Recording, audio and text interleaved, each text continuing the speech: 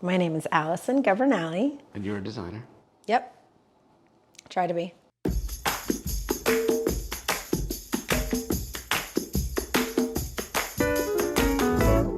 We did a remodel for you. You did. We're sitting in it now. It's lovely.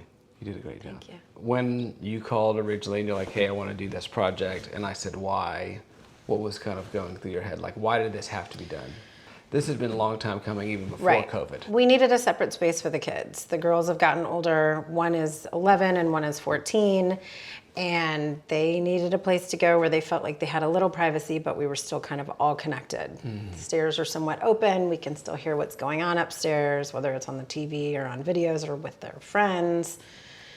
But it's separated and they feel like they have their own space. I really needed to make sure that there was a large enough space for them to watch TV, watch videos, that kind of thing. I really wanted a giant couch in here, plenty of people to hang out in here. But then my youngest daughter, my 11-year-old, is super into art. So I needed to make sure she had a space where she could do that stuff, as well as a space to store all of her crafts. They use it a lot. So obviously this was an addition. It didn't exist before. What were they doing prior? Before? Yeah. My older one was in her room a lot more. And I felt like just on her phone, constantly in her room. My younger one was doing all of her crafts down on the kitchen peninsula, which just meant it was constantly all over the place. But I didn't want to not have her doing something creative. I chose Sardone because we've worked together in the past. It's always gone well. It's gone smoothly.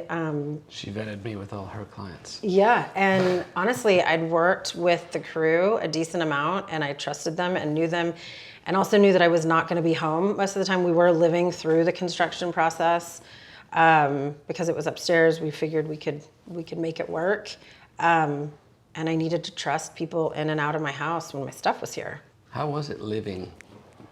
Well, like in the same house as putting an addition on? Well, we got to be really good friends.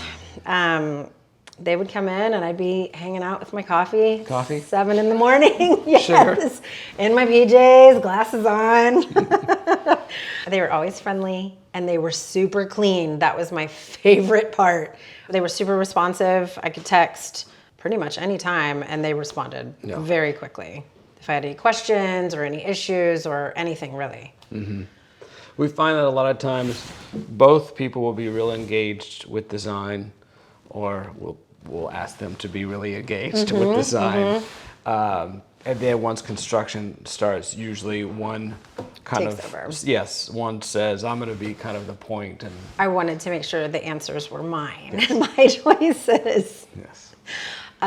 So I wasn't necessarily the one reading the emails. I was better with text or a phone call. So you get to do this for a living. You work with homeowners, construction companies. You come in, they kind of finish it out to a level, and then you come in and kind of add all the color and all the accents and the decor and kind of what, in my opinion, you take something that's like, great, they did a great job, but there's no context, and then you come in and do your thing, and then it's like whole wow, like, and you finish it out in kind of this completely amazing way. What was that like doing it for your space?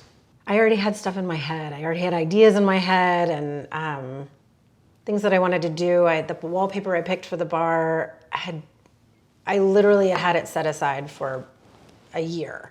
I just was like, I love this so much. This is going to be used at some point. And it was always one of those things like, maybe it gets used for a client, but I kept setting it aside because I was like, I really want it for me, and I won't put stuff in my house that I've seen other places. It makes me kind of crazy. And then also, you know, with my trips to Round Top and then traveling, I've got all these things that I've collected over the years that I love and haven't necessarily had a place to put. So although I already had this idea in my head of what I thought I wanted it to look like, it's pretty fun to see it come together. Were there surprises along the way? Yes.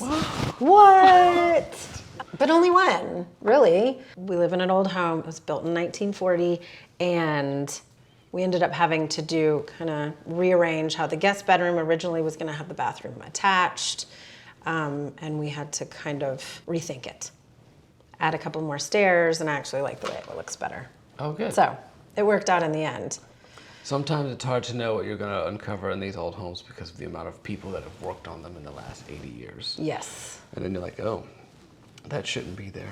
So we have to make certain assumptions, and then Yeah. we have to edit. Setting expectations is on the front end, and then constantly, but starting out could be the deal breaker in whether the job feels successful or not.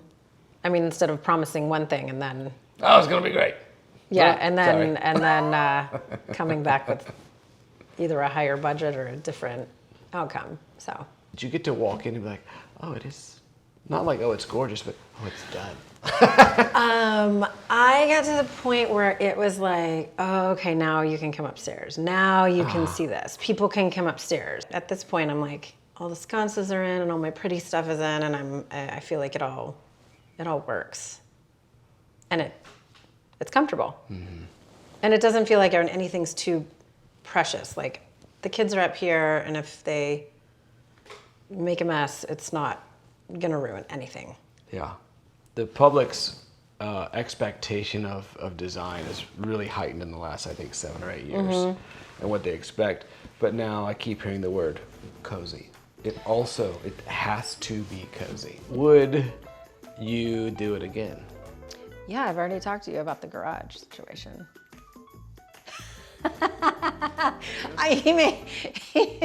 You may back off that one before I do. Oh, yeah, just have to push a tree over on it. Maybe. Act of God. Yeah.